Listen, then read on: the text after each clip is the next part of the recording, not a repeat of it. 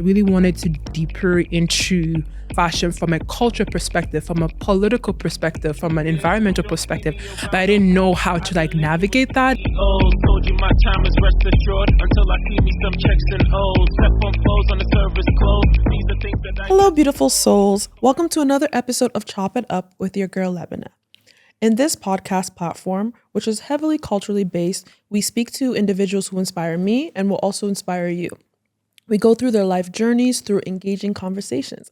And today we have with us a special guest, fashion stylista, as I call her, Nifemi Ashani herself. Nifemi, welcome to the show. Hello, thank you for having me. Feel so blessed to be here. And we're also so grateful to have you as well. So Nifemi is an Afro-diasporic researcher, stylist, producer, and podcast host, as well as entrepreneur. So we're going to get right into it. We're going to start with our section called Chop Choices. So I'm going to ask you kind of like a this or that. I'm going to ask you with this versus this, and you're going to tell me which one you prefer and why. And then I will also answer some of those as well. Okay. So the first one, vintage or modern fashion icons? Vintage or modern fashion icon? I would say vintage. Yeah. And because I really like rare pieces, things that you can't really have access to in today. I feel like modern icons or modern style is very accessible and replicable, but very much a lot of vintage wear. And even people who, like during the 90s, for example, who were coming of age in the renaissance of fashion, they were very much like the creativity that was brewing through them, and you see designs was just something different. So I always appreciate vintage wear. Still admire modernists, but yeah, definitely vintage. okay. I think for me, vintage, because if you look at modern, it taps into a lot of vintage. If you look at like is it Y2K and like that sort of fashion, it taps into maybe it's like brats or like people in that like era of like early 2000s. So Yeah. I feel like modern is great, but it also draws reference to vintage. Exactly. Okay, next up is fashion documentaries or fashion biographies. Ooh. Fashion documentaries. The reason why I say that is because you can also get the biographies from the documentaries. I feel as much as I love reading, I'm very big on reading, but at the same time with fashion documentaries, you get to see the visuals from what you have read, right? So it's really interesting to follow the visuals of someone's like biography, right? So yeah, I always enjoy a good fashion documentary for sure. Okay, bold colors or neutral tones?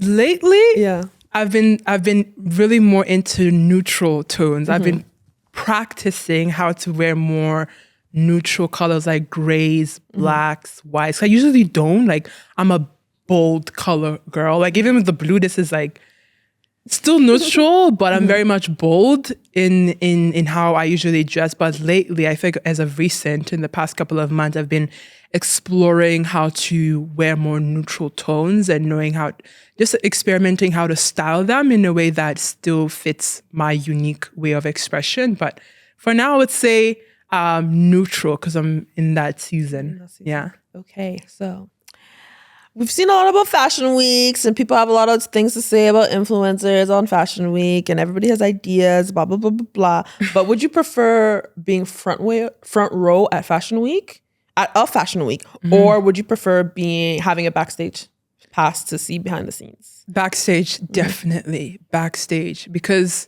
there's so much that goes on backstage that I would love to experience, especially if it's like, one of my favorites is London Fashion Week. I follow a lot of the Afro-diasporic designers there. So being able to like just be there or just like even like work with them or even just document their experience and be like, whoa, this is like what you go through to bring forth these beautiful pieces in front. I would love to know like those secrets, like those like intricacies of how they maneuver, like what they do, how they work, like where their mindset is in that zone. That's something I'm really more interested in, rather, even though I like the pieces, I'm more interested than actually being front row. I'm like, oh yeah, this is the after result. But seeing like that, you know, the hands in the plow, like what they go through to bring it out. I really want to experience that, and I would rather want to see that instead. Yeah. For me, I just want that standard picture of me in front row where my hair looks good and everything, and I look like, well, I'm important, yes. But you know, it's like, oh, that, you know, who's that? Like, she's somebody, and then you have to Google me, you know? Like that standard, like front row, like how Rihanna looks when she's like in the front row. That's what I want.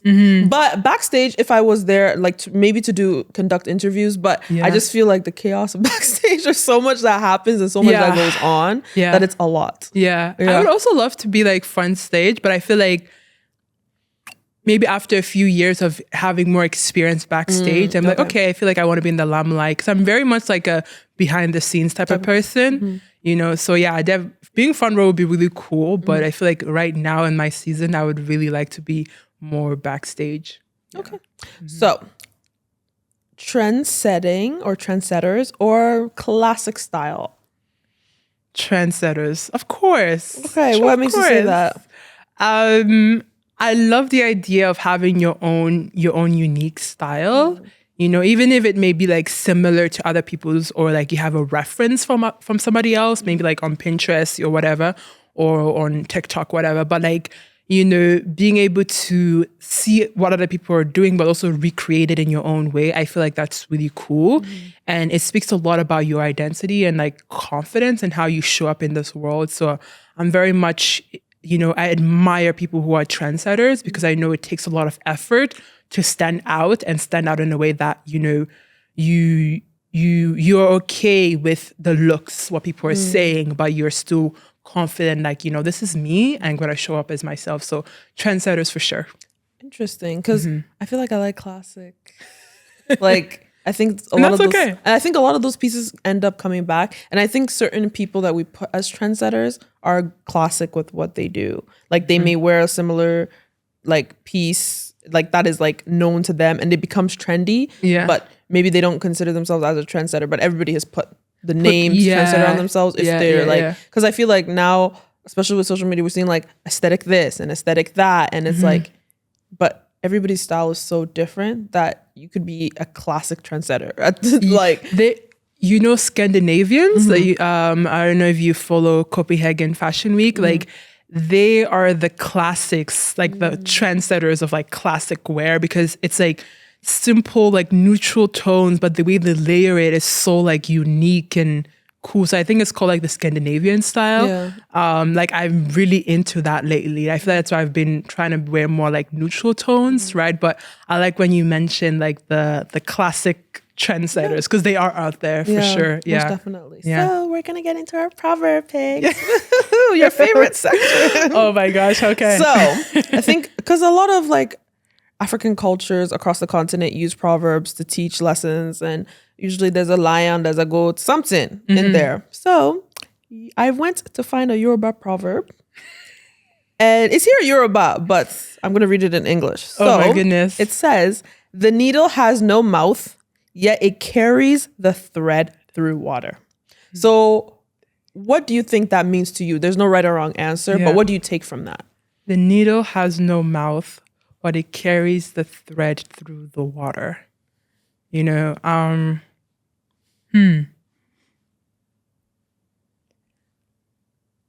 I feel like it's talking about how, you know, we all have a place in society, but we need to like play our part in a way.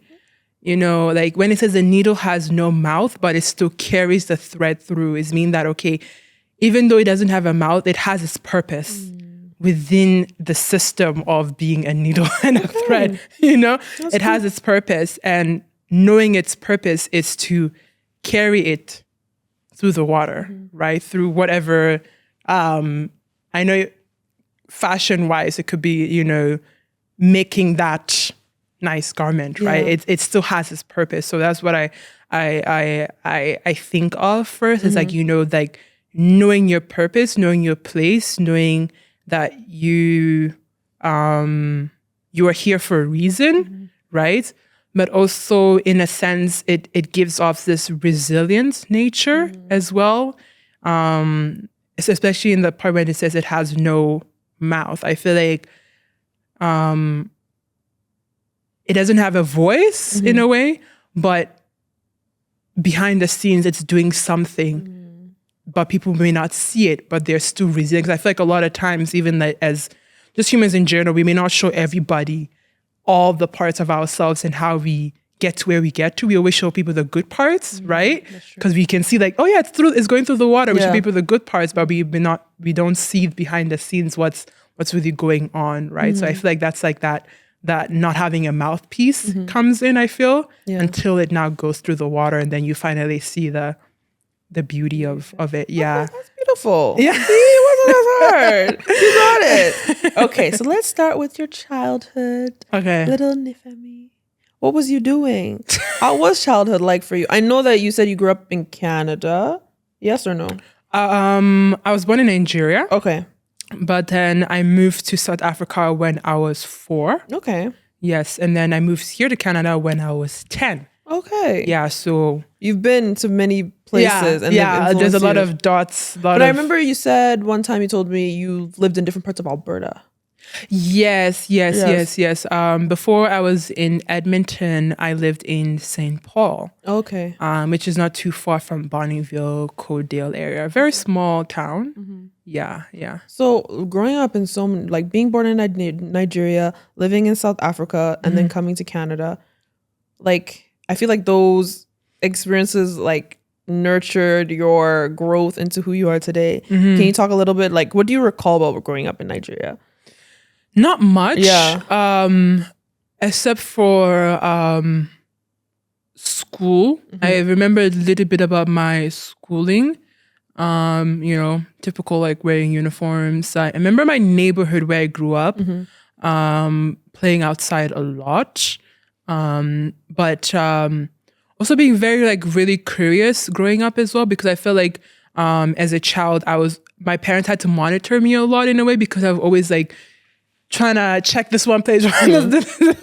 So like I remember a story my mom told me. She was like, yeah, we go to church and we would have to like take you down from the altar because you'd want to stand at the altar. This one just playing around, so I was always busy moving around. So I feel like that plays a part in who I am today. I'm very much like a explorative person, a go-getter in a way, confident, so I feel like that stems from my childhood, very from much like young age growing up in Nigeria, and how I've traveled through as well. Yeah. So from transitioning from Nigeria to South Africa, do you have any memories of like the South Africa? Yeah, very much more of like living in South Africa. I have more memories there, still intact compared to Nigeria, because I was very, very young. I moved when I was 4, right? So living in South Africa, same thing. I would like be outside a lot, play a lot. I was part of cadet when I was in school, dancing,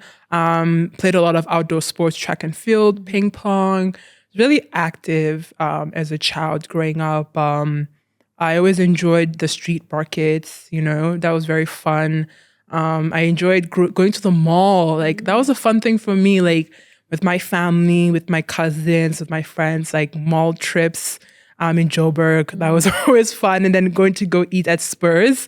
That's one of the restaurants, having a good burger and chicken. So yeah. So those are some really good memories of living in South Africa. Yeah. So did you have any culture shock? So what age did you come to Canada then? 10. 10. Okay. So I feel like Nigeria and South Africa, being in those environments, and then coming to Canada. Do you were like, I know you were young, but were there like any culture shocks that you had or experienced like during your time? Yeah, I feel like everybody says it's like the snow for sure. Okay. Definitely the snow. I would say when it comes to like school wise, there was a huge culture shock there, because growing up in South Africa, I felt, just one with everybody. I didn't really have to question myself as much compared to when I moved here in Canada. And like first time I moved to Canada, I was in Toronto, and I was very comfortable there because like a really big city, and there was a lot of Black people. So it was like, cool, you know, I can navigate this, you know, the snow, we can manage. And then boom, we moved to St. Paul. Like a couple months, I was like, what? See all the cows, just land, just bare land, you know? And that to me was like, what is going on here? And then going to school and not seeing many Black people at school, like, I think a lot of like Black people who moved to Canada at a young age experience like similar things, right? So I don't need to really go on tangent there, but yeah, I would say definitely in school was the culture shock there was just like really trying to find my place, like not knowing who I was, you know, at a very young age, moving here at 10 compared to when I was in South Africa, where I felt like, you know, just enjoyment. It was just fun. But here I just felt like a lot of things I had to think about to just exist. So yeah. Okay, so when you think back about your childhood, what are some things that you did that maybe brought you like joy or made you happy that you no longer do? I would say the ping pong. Okay. Yeah. I remember when I lived in South Africa, like we call it flat there, like here it's apartment. In the flat that I lived in was very much like closeness. So most of the people who lived in that flat, we all went to the same church, which was like, felt like a family. And there was an area within the flat, like upstairs, where there's like a playing area, and we can like set up like our ping pong. So like the neighbors would be like me playing and stuff like that. So I don't play ping pong anymore, you know? And I know now I found out recently that ping pong is actually quite an elite sport. So, you know, I missed that. I also missed playing tennis, because when I moved to Canada, I was playing tennis like competitively, actually, tennis and badminton. I was actually really like into it. I was doing that, but I don't play tennis as much. Maybe sometimes in the summer once in a while, but all of those like unique sports, like I don't do them as much. I feel like now I'm starting to get back into some of them. Yeah, so like cross country, I started doing that again a bit. So I want to get back into running. Yeah. So one of your many passions is fashion, and you exude fashion in different ways. One being a fashion researcher. So can you let us know, like, how did you get into fashion research? And what does that look like for somebody who may not understand what fashion research is? Yeah, thank you for that question. So little backstory of how I got into fashion research was that 2022, I was like going through a lot during that time, trying to figure out whether I wanted to continue my education or drop out. There was just a lot going on at that time, in that season of my life. And I decided, okay, I have one more semester. Let's just finish. Let's just do it. Right. And at the same time, I was also I was thinking about, okay, so once school is done, like, what am I going to be doing? You know, I've been in fashion. I've been doing it bits and bits here, styling, collaborating, all these kind of things. And I needed to figure out, okay, what is the direction of, you know, fashion for me? Because at first I wanted to be a fashion anthropologist. I wanted to do fashion psychology. So I had all these different ideas of what I wanted to do. But then, you know, I was spending a lot of time with the Lord, with the Holy Spirit, and I was able to grasp through that season that I need to really dig deeper into the realm of the fashion industry. And for me, I saw that as like, okay, getting into fashion research, right? So it was around October or November time, a friend of mine who lives in Calgary shared with me an opportunity to be part of this fashion research fellowship. And I was like, whoa, that's crazy, because I was thinking about doing something like this, but didn't know like how or where these opportunities are, right? So I applied for it. I had to write an essay, do all the whole application process, and had my interview, blah, blah, blah, blah. Heard back from them a couple of weeks, got accepted into the research fellowship. I was like, okay, this is great. And also at the same time, while I was trying to navigate what I wanted to do in fashion, I also wanted to develop more depth into my work as a fashion stylist, because I felt like a lot of my work centered around, you know, my personal experiences, but also just like my view of beauty and style. And I really wanted to dig deeper into fashion from a culture perspective, from a political perspective, from an environmental perspective, but I didn't know how to like navigate that. And I was listening to a video interview by this one photographer. She's a Japanese photographer. Can't pronounce her name, so I'm not even gonna try. But she mentioned something in the interview that just struck a rod in me. She was like, you know, if you're a photographer, you can't just only be a photographer. You have to tap into film. You need to look into, you know, painting, and obviously you have to understand all these worlds so that your work could be grounded in, have more cultural depth in your work. And I was like, wait, that's literally what has been missing in my work. So getting into the fashion research program, I got accepted into the Council for International African Fashion Education, CF for short, and they're a research think tank based in between Ghana and the UK. And basically their work is centered around decentralizing fashion, but mainly also creating understanding of the African fashion ecosystem so that there can be more economic growth and sustainable development in that essence. So my work essentially revolves around, you know, developing case studies, articles around, let's say, oh, what is a bubu, right? So it's like, oh, what is Ankara? Like, what is the history of these things? So really understanding the history of African fashion and the diaspora. So that was my research focus around. And also it focused a lot into policy work as well. So it really looked at fashion beyond the design aspect, which I feel like a lot of people are more resonant of, right? So it looked at fashion from business perspective, from a partnership perspective, from bridging the talent gaps, like really creating a database where, you know, anybody who wants to tap into the African fashion ecosystem can be like, okay,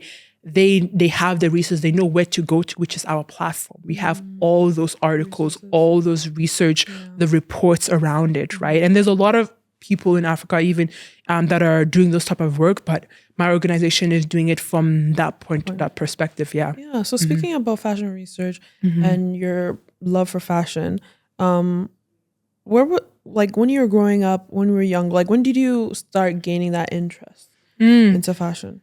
I feel like I've always been passionate about, you know, fashion from a young age. Like I remember, even though I would wear my school uniforms in South Africa, I would always try to figure out a way to make it look stylistic in some way or some form, right?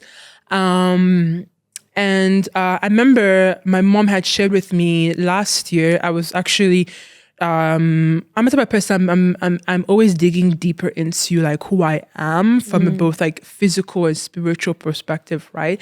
And I remember I was doing a lot of digging deeper into like my identity, very much so last year because of a lot that has been going on in my life. And I had asked my mom like, oh, like tell me about my birth story, you know, like what was that experience like, you know? And then she had mentioned to me that, oh, when you were born, one of the nurses looked at you and said like, oh, this person is going to be into fashion. Oh, wow. Randomly. Okay. I was like, whoa, that's They really professed it from the start. From the start, it was like a prophecy, you know? So like, I've always known that I was like into fashion, even from a very young age. Even though I didn't like, I feel like throughout my years, I've been navigating, like even as a stylist, I feel like being a stylist was the catalyst to bring me to where I am right now. Like for the longest time, I thought like being a stylist was the only thing for me that I wanted to do. But then I realized like, oh, there's a greater, like, I'm not saying that being a stylist is not a great field, but for me, there's something even much greater that I need to pursue within the fashion industry. And styling was the way to get me to that point, and I'm still in that journey, right? So yeah, from a young age, I've always been big into just looking different, styling myself. I remember in high school was, I think, the turning point for me when I realized like, oh, I don't want to be wearing leggings and Uggs and sweaters every day to school, you know? And the high school that I went to, like that was basically the style, right? And I remember in my grade 11 year, I don't know what happened. There's something just clicked, and I would just be experimenting with my clothing, even though like I may have felt uncomfortable dressing that way to school, but I still did it, you know? And that to me was just like helping me navigate like my identity. I don't know. There's a book called The Theory of Fashion. And it looks about, you know, all the psychological like terms that we learn, like social psychology, whatever that we learn in school, but it positions it in the point of view of fashion. Like, you know, what are you communicating when you dress? You know, why we dress the way we dress? You know, the understanding of what are we representing? So for me, in grade 11, grade 12, it was really understanding my identity, trying to voice my identity through the way I dressed. Yeah. Even though I didn't know what it was yet, I was still just like experimenting, right? And then grade 12, my graduation year, I started a blog. Okay. And that's how I started navigating more into the fashion world and etc. So it has always been like different things happening in my life that made me realize, like, oh, okay, like I can do this. Let's explore it. And then it expand into something else. And here I am. Yeah. So you have the podcast Sunday Refocus. Can you let us know a little bit more about the podcast? Yeah. Kind of your journey to creating that. Yeah. And how has it been so far? Yeah. So Sunday Refocus was something that I've been planning since 2023, but I didn't really know exactly how to do it. And also because there's a lot of things going on. But then last year I wanted to do this 2022, sorry. And then 2023, it was just like my focus to just graduate from university. So I had spoken to one of my favorite fashion researchers and curators based in South Africa, Dr. Erica de Graaf.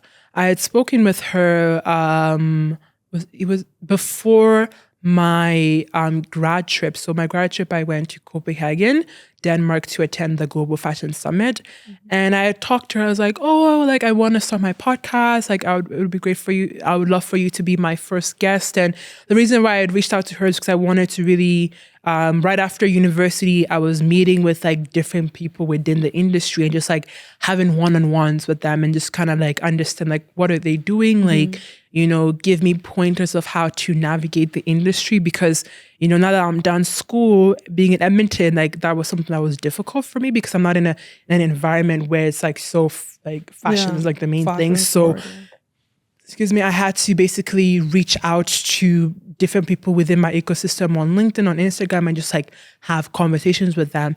And I was like, wait, I feel like this is the time to really, you know, do it, because I was meeting with different people like every single day after graduating, and it was just like, and I would keep a log of like all the information I was gathering from them about the industry, what they're doing, whether it's like PR or marketing, right? So coming back from the Global Fashion Summit, which was an amazing experience, I got to meet so many people from the industry. I got to experience what it's like being in the production team at such a large scale event, right? Coming back, I was like, yeah, I think it's time to really start this podcast, right? So September, I had my first episode with Dr. Erica, and she's like I said, she's a curator, fashion curator and researcher based in South Africa, and her work is around decolonization of fashion. So we talked about like, you know, what is fashion research, what is fashion curation from a decolonial lens, right? So my podcast, Sunday Refocus, is basically centered around it's very much educational, and it's centered around empowering emerging creatives within the fashion industry. Something that I realized within that is that a lot of creatives who are passionate about fashion, some of them have this perspective that they can only do one thing. Maybe it's like, okay, they only need to be in design. They can only make it as a designer. Or maybe only make it as a photographer. I feel like a lot of people know photography, fashion design, styling. What else can I say about? Those are the main things that a lot of people know about, whether you're in fashion or you're starting out in fashion. And I wanted to break that barrier and break that misconception that there's only few options within the fashion industry to thrive. So my fashion podcast is centered around exposing all the different subsectors of the fashion industry. So I remember I would spotlight somebody who works as a fashion lawyer. She's working in fashion law and policy, right? Somebody who does image retouching. What is image retouching? How is that a backbone, a hidden backbone of a lot of the images we see on social media and magazines, right? Looking at, running a brand, like what does it take to start your own fashion brand and making it go global, right? So it's like all these different subsectors, PR, marketing, like what is that? Like, how do you even make it in the industry? What is a mental capacity? What do you need to do? How do you need to, what mindset basically do you need to have to make it into these different subsectors? A lot of times in the fashion industry, it's so it's very exclusive, you know. So it's like if you know type of energy, and it's like it's an industry that you kind of somebody has to open the door for you to kind of make your way in the industry. And for me, it was more so like, okay, not only can we learn about the diverse English subsectors within the fashion industry, but also be exposed to informal knowledge that you won't get in classrooms. You won't see on social media. You won't read it in an article, because you need to be in that position to know what is going on. So a lot of the people I talked to, it was like, oh, wow, I didn't know this is what you go through on a day to day. Like, how are you, like, what? So for me, I was learning a lot at the same time in engaging with all these diverse people. And at first I didn't realize I was doing this, but I was picking people that were of, minority groups, so Black, Asian, brown. So it's just like, that's who I feel like is also a huge part of the podcast, is like highlighting underrepresented voices as well within the podcast. So that's basically how it started. Now, I just wrapped up season 1, so I'm in the process of developing season 2. And for season 2, I want to focus it more on the Canadian perspective, because season 1 was very much like a global perspective. I was interviewing people from Africa, interviewing people from Europe, and then the US. So now I really want to hone in on understanding how, Canada is an emerging fashion market, like, how it started, where is it going, where are we right now? So I feel like that's the angle for season 2.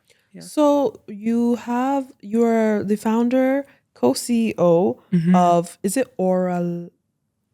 Orale, yeah. So I'm the CEO. I have a CTO. So so that has been established. So you're the CEO. Yeah. Okay. So you're the founder and CEO of Orale, and this is like a fashion media platform for Black designers and artisans in Canada. So how do you feel like this platform is going to change the fashion landscape in Canada? Because I think when it comes to fashion in Canada, there are certain cities that may have more, maybe more popular with their fashion weeks and with their designs and their showrooms. How do you see your platform kind of breaking those barriers, especially for Black designers and artists?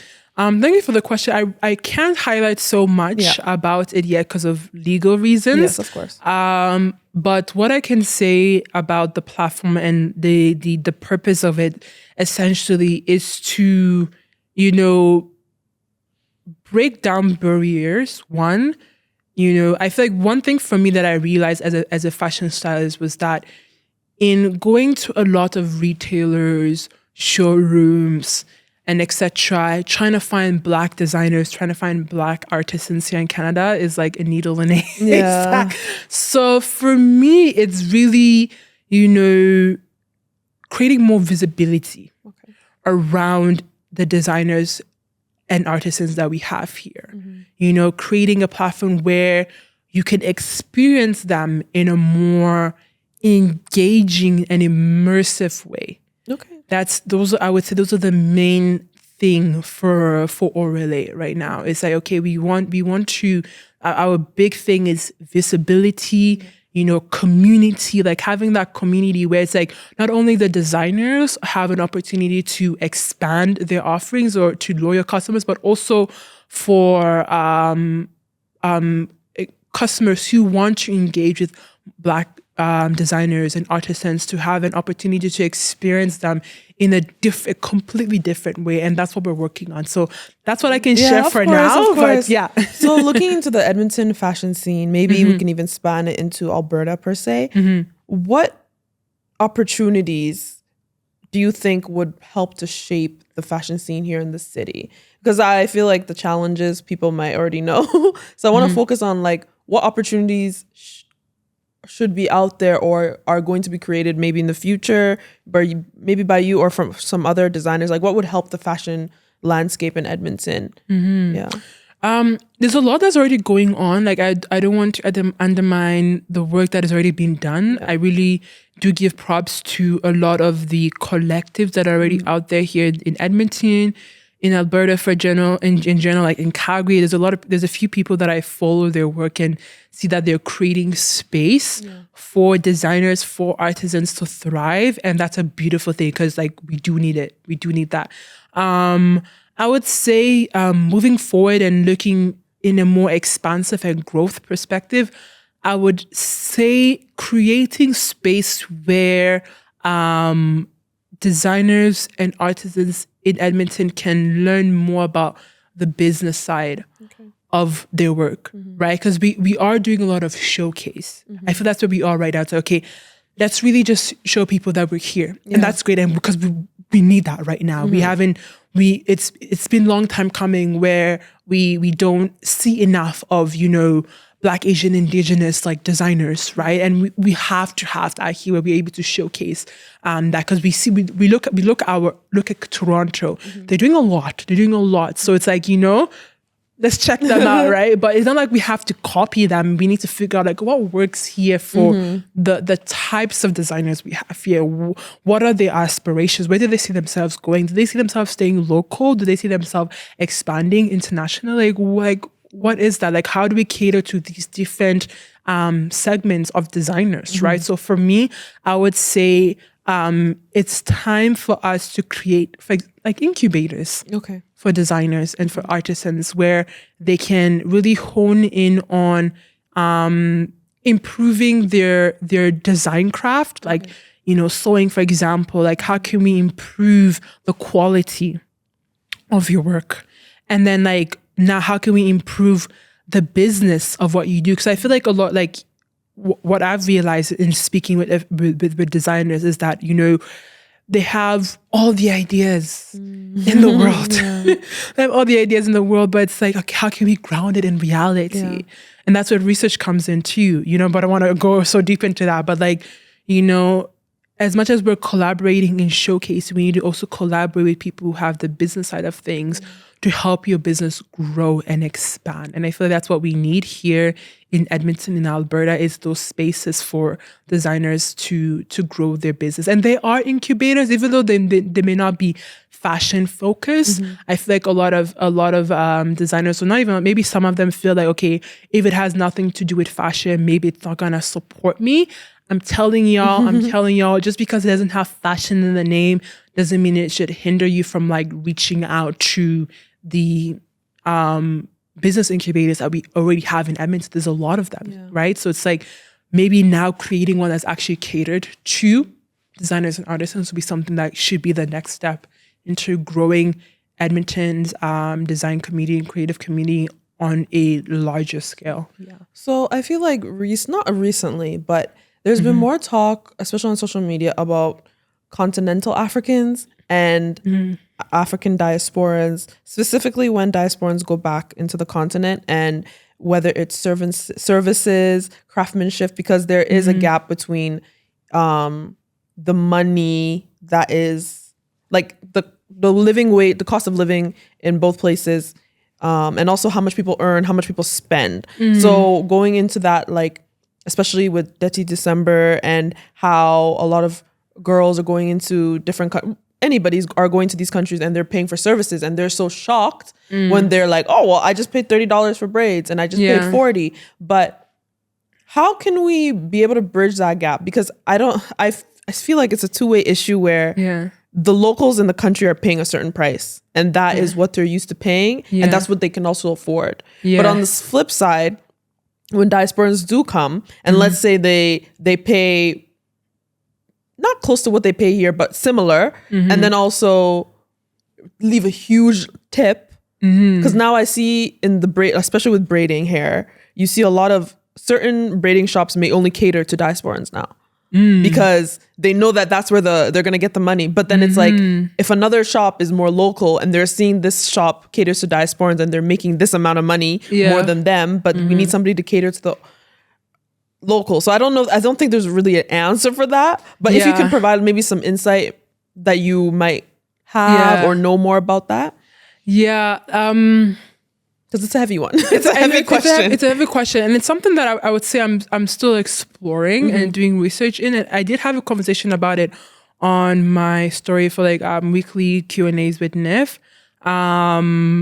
where I had asked people basically like that question, like, you know, how can we bridge that like talent gap or appreciation of like craftsmanship in Africa, right? Even though I'm not in Africa, I feel like, you know, it's something that we see on social media from outside, but I feel like if you're really inside, like you would know like, okay, this is what's really going on, right? I would say, you know, from a diasporic perspective, like what we can do is hone in on appreciating the craft more, right? I feel like a lot of times we, and something that I mentioned on my stories, like we focus a lot on, like you said, like, oh, like this is so cheap, this is so cheap, this is so cheap, right? Because then, you know, not even trying to like compare like the West and, you know, Africa. I feel like we do that a lot, right? But like at the end of the day, we have to see that, you know, craftsmanship here in the West is something that is like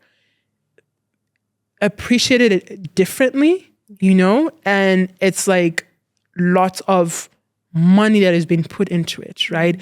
And then we look at craftsmanship in Africa, you know, wherever it may be per se, but where there's appreciation there for sure, right? But I feel like there also needs to be the increase of setting up value chains around those craftsmanship, right? So it starts within.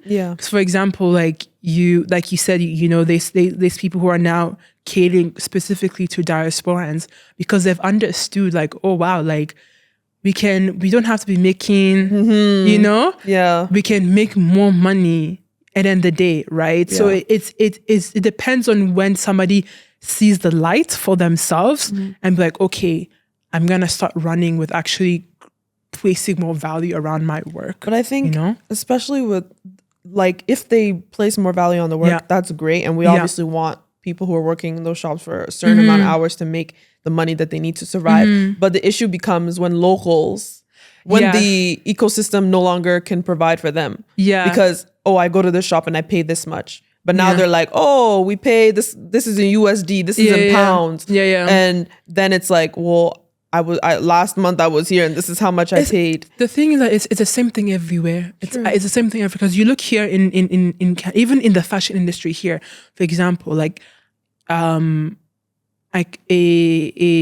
photographer can come to me and be like, hey, Nifemi, I want to work with you. Like, what's your rate? And I can be like, okay, here's my rate. And then they be like, oh, your rate is so expensive. Like somebody is like, let's say I put my rate as like 1,000, right? And then they be like, oh, 1,000. Oh, that's a lot. There's somebody who did it with me last time for like half that price, 500, right? So it's like, and then they go to that person. So at the end of the day, like the value that you set is the value that you set. Because there'll be people who they will look at the value, but oh wow, this person is charging a lot. But I can go to somebody who can charge cheaper, right? And they go to that person. So for you, it's like the people who are willing to pay your worth will come to you.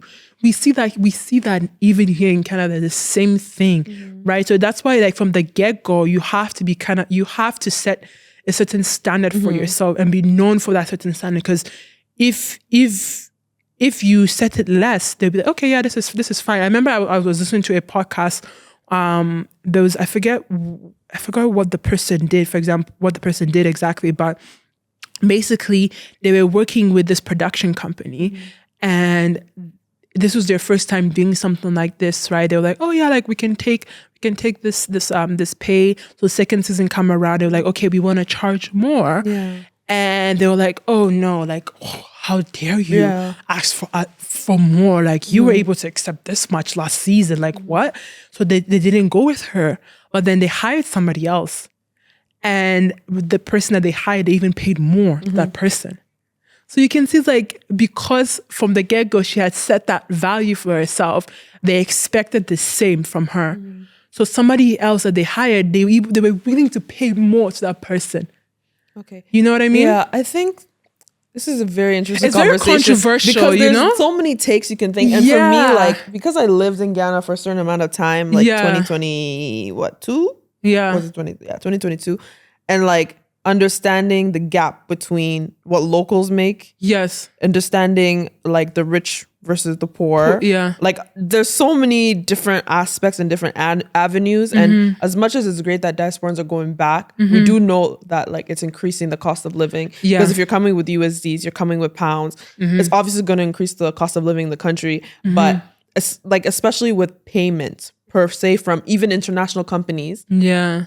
Having friends who work in the creative ecosystem, I've seen, and they've told me that they can work with a certain big company, but they know that the people who are working in their maybe offices in the States or in Europe are making 10 times more because they're looking at the cost of living and things like that. Yeah. But then also there was a big platform that like laid off their employees in a certain country in Africa. And when they did this, all the other people in other countries were able to receive their severance package. But this company was just like, okay, bye, gone. And then it's like, well, we've been working remotely for a year. Our office is here. Now we have no job and you're not going to give us severance. And there's something that they had to fight for before they get it. So it's like, and I think there's so many different aspects because I feel like there's a lack of respect for people on the continent and what they do, because they're like, okay, you learn this much, so this is your cost of living in your country, which I understand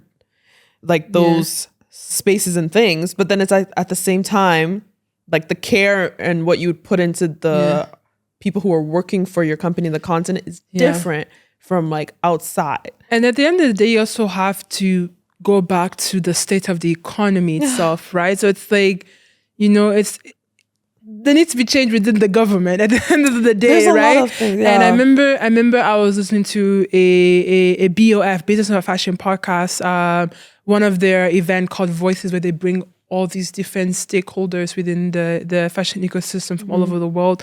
And they had the conversation about, you know, African fashion, like the future of like where it's going, right? This was a 2019 episode feature. It had Madame Omayemi Akilere, who is the founder of Lagos Fashion Week. It had a different person, I forget her name, but she has a fashion line and all the products is made in Ethiopia. And also had somebody who's from China, I forget his name, but his organization was called Made in Africa. And it was talking about, you know, labor and manufacturing and how we need to improve the infrastructure, yada, yada, yada. And, you know, although Omoyemi and so many people like her and who are grassroots and etc. and are working in the ecosystem, working with the government, working with the talent, with the creatives and etc. Right? There's so much they can do. There's limited capacity still, right? Because there's like obviously lack of funding. Like, you know, how can we pay people enough? And then you see the Asians, they come in, they bring the manufacturers. The government allows them to create those manufacturing. It's a deep topic, right? So it's something that for me, myself, I'm still grappling. I'm still learning. I'm still trying to understand it from a manufacturing, from a labor, bridging the talent gap perspective, right? So when you ask me about like, oh, now diasporans coming in, like many of them don't have the awareness of that, of like what's really going on. You know, they don't really have the awareness. I think if they live there because there's a lot of diasporans that have gone with back. USDs and pounds. But when the money finishes, they're like, oh, so this is what it's like being here. I think, and for me, I feel like I still need to experience that. I still definitely have to like experience going back. I'm like, a lot of my research has been grounded in, and I think I'm so thankful that I've had the opportunity to like interview so many people. So it's not so much based on like what I'm reading, but a lot of it has been like, you know, research from the plethora of databases that I have, but also like getting the opportunity to even interviews that I don't even have on my podcast, right? So actually one-on-one meeting with brands, one-on-one meeting with people who are literally multi-million-dollar creatives within the ecosystem, and what they're doing in the ecosystem, and learning and hearing like, oh, this is what's going on here. If you're coming to Nigeria, this is what you need to know. You can't just come and say you want to do X, Y, Z. Yeah. You know, you have to start speaking with these people, right? So it's like that gap needs to be bridged, you know? I think it ties back into this. Yeah. I'm like, why is this question tied? But it ties back into this about certain fashion designers, fashion houses, finding things from outside of the continent, finding things within the continent, paying for it to be, you know, they're paying the local fee. Yeah. And then they're bringing it back to the outside of the continent. They're putting on fashion shows, but they're using literally prints or designs or jewelry or whatever in their fashion pieces that are from the continent without giving any credits or even stealing certain fashion, like certain African designers. Like how do we create a system that we are afforded? I think it goes back to the respect. Yeah. Like if people respect African people and what we do, then they know that, oh, if we come in, we know we have to pay this cost. We can't like rip them off. We have to give credit. Like I think because a lot of those things are not in place, it gives them the runaround to do anything. But how do you look into that? From my perspective, okay, first thing I would say, it starts with respect within the region. Yeah. Because from how I've been seeing it is that a lot, even designers within, they get their own, a lot of them get their fabrics from outside. That's true. A lot of them, because trying to get fabric from within is so difficult. And it's expensive. It is so it's so expensive. So a lot of them, they get it from India, from Vietnamese, from, you know, they get it from outside in general, right? So it's like, you know, if there are many, like a lot of really great manufacturing hubs in Senegal, in Kenya, in Ghana. There's some really good hubs. I know a designer based in Montreal, Batik Boutique. She's Ghanaian Canadian, right? So she goes to Ghana and she has a team that she works with, and they make everything handmade, local, like. They make the batik product, and it's such a beautiful process. She documents it on her page, right? So I remember I was speaking with a lady who has a fashion accelerator in Nigeria, and she works with manufacturing hubs, right? And she said, what we need to do is we need to instill the concept of, you know, made in Africa. You know, that needs to start becoming more of a thing, you know. I feel like it's gradually is becoming a thing. But to answer your question, when it comes to, you know, international people coming to Africa, or maybe it's Senegal, or maybe it's Nigeria to work with artisans, right? I would say it's great that they're doing that because it's more sustainable. It's actually more sustainable to work with artisans in the continent as a designer, because you're actually increasing you're adding to your sustainable development goals, right? So there's a lot there that you're doing. So for example, if you're working with people in Ghana, you're actually helping them reduce their textile waste, because a lot of textile waste that these organizations like the OR Foundation, they go to the beaches and get all these different waste and now recycle them and all these different things and bring them back to life. Like that's like someone's day-to-day job, you know what I mean? So when it comes to the credit part of thing, that's like inwardly knowing that you need to acknowledge the artisans. Because a lot of people, I remember I was having this conversation with a good friend of mine and a colleague, she's based in Montreal. And her work, she has an organization called FAD, which is Fashion, Arts and Development. And her work is to help artisans collaborate with artisans in West Africa. And basically, you know, work on different design products and bring them to the West or spread them around regionally, right? And for her, it's basically really showing people like the experiences of an artist and like what do they go through on a day-to-day basis? How do they create what they create? A lot of these international designers, they don't do that, or maybe they don't feel like they have the time to do that. You know what I mean? So it comes with like the acknowledgement of like, okay, like you said, the respect part, like we need to acknowledge the artisans, we need to give them autonomy as part of our supply chain, right? So it's definitely that recognition there, but also within the continent actually recognizing ourselves. That needs to be rooted first. Is that okay? If we can recognize ourselves, we can then demand recognition, right? So yeah, that's how I view it. This has been a deep conversation. Yeah. This conversation can be like 5 hours because there's so many different aspects. Yeah, there's and so things, many different and it's like, aspects.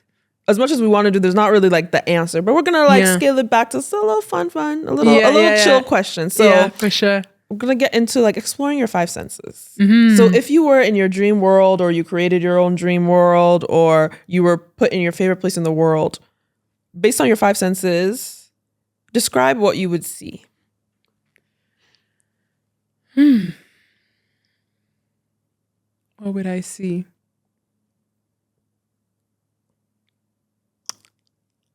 In my dream world, I would really love to see myself and my community, many people knowing who they are, living out their purpose.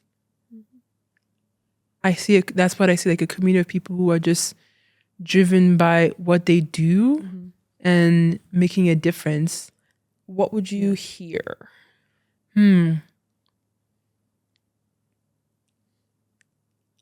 I would hear. I feel like I visually see myself like in this like city, like there's like many people just on the go. Yeah, you know, I would hear like, you know, the train coming by, you know, people talking.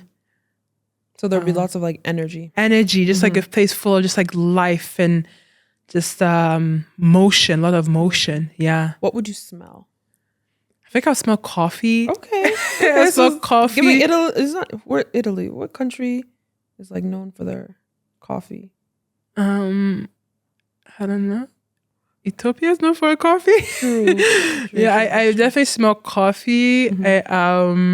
Spices, like different spices. Like it's very like heat. You know. How would you feel? Yeah. I would feel like I'm in dominion. Like I would feel very much like in where I need to be at that point in time. Like I'm a very big believer of times and seasons. I feel like I would understand what time it is in my life, what season it is in my life, but also in my surrounding, and knowing like, okay, because of the current times and season, this is what needs to be done at this time of season. So I feel like I'll be very much in dominion of my life and dominion of where I need to be at that time. What would you taste? What did I taste? This is random. I would taste puff puff. Okay. Which is like, let's say like a donut that is in several West African countries. East Africans have their own version as well. Yeah, so just be having a nice puff puff and maybe mango juice. Yeah. I feel that. So so you're saying like tropical but metropolitan city. Yes. So like, mixture. Still bringing in like what would you say, like that breeze of like life into the metropolitan like energy that's around. It's not so much just like that go energy, but you can just like catch a breath and just be like, you know, we're chilling, like we're doing what we need to do, but we're content. Yeah. Okay.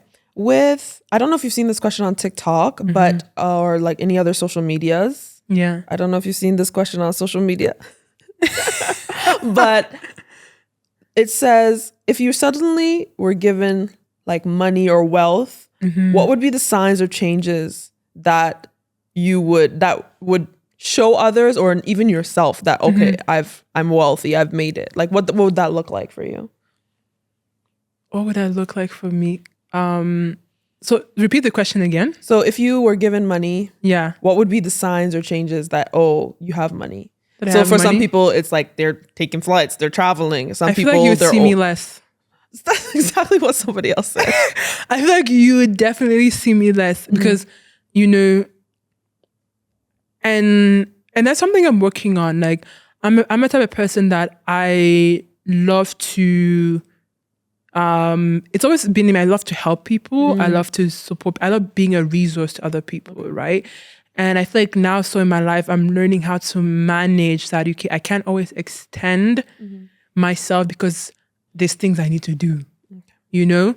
So I would say that at that point in my time, I feel like people would see less of me because at the end of the day, I still have to manage that wealth. Yeah, of course. I have to manage that wealth. And that's one sign I would say people would, myself, I would recognize, but also other people would recognize is like how less of me they see. But also,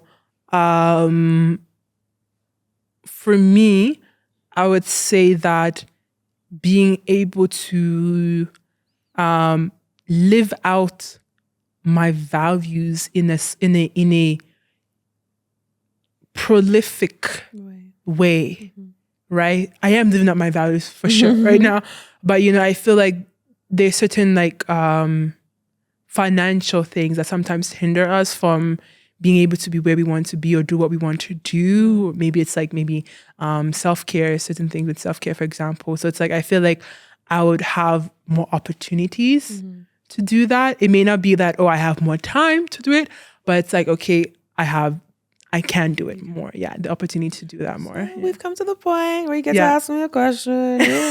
Question that I don't know, but this is random. Oh, yeah. So ask me a question and I will answer. Yeah. Okay. A question I want to ask you.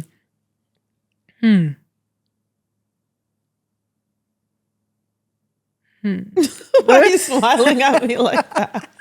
Because I want to make sure I'm asking you something that hopefully nobody else have asked you yet. You know. So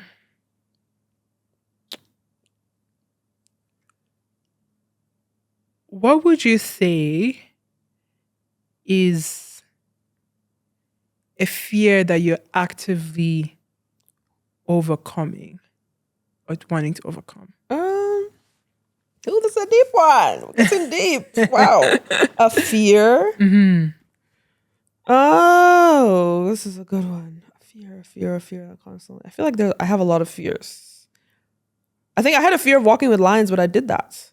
So, I mean, I can overcome my fears. I know that. Yes. I think the fear I have is just like putting my trust in other people because I feel like in the back of my mind, they're going to fail me. So I feel like I always have to put backup plans in a way to be like, okay, I can do it myself, blah, blah, blah, blah, blah, because this person might disappoint. Like, I can't fully just, okay, I trust you. Yeah. There's always a worry. There's always like, I have to have like a plan B and C. Yeah. And then when the person or whatever happens doesn't follow through, and I'm like, this is why I have this and this and this and that to help to cover. So that I would say that's a fear I'm always constantly working through.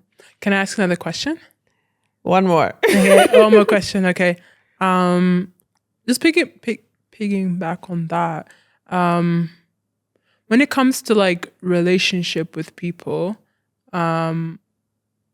what would you say you look for in a good friend? Oh, that's a good question. Yeah. Because I've been like, the whole friendship thing I've been looking for, and I've been trying to navigate and understand what that looks like. What do I look for in a friend?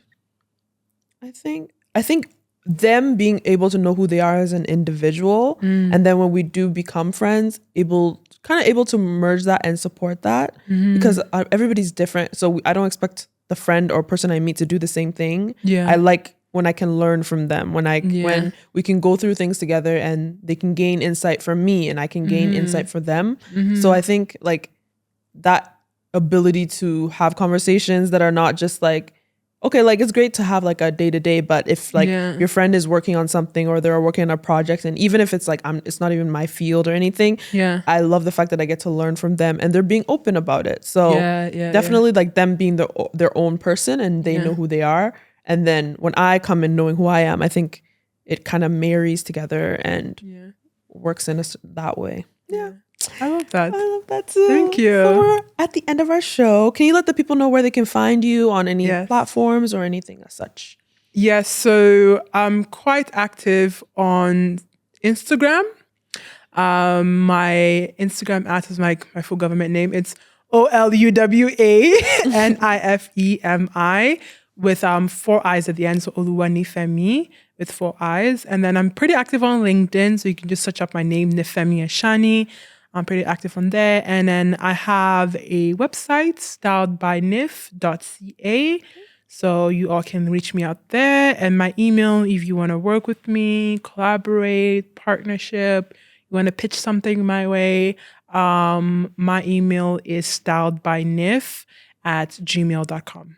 Thank you. Thank you so much for coming today Thank and you for sharing your having me. insight. I've learned so much. Yeah, I learned so much from you too. Thank you. Yeah. So this has been another amazing episode of Chop It Up with your girl Lebana. Catch up with us next week when we talk and speak to another person who inspires us, and we hope the show inspires you as well. Have a great day, morning, night, wherever you are, and we will see you again. Bye. It's over. Okay.